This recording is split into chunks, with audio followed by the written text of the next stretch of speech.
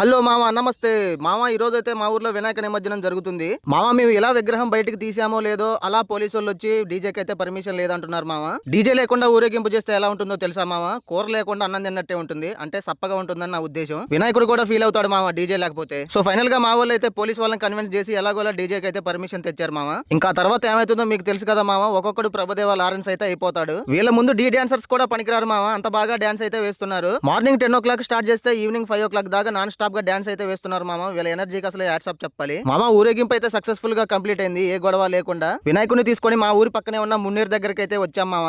మా ఊరికి అయితే ఒక ప్రత్యేకత ఉంది మామ. అదేంటంటే ఏ పండుగైనా సరే హిందువులు ముస్లింలు అందరూ కలిసి చేసుకుంటారు మామ.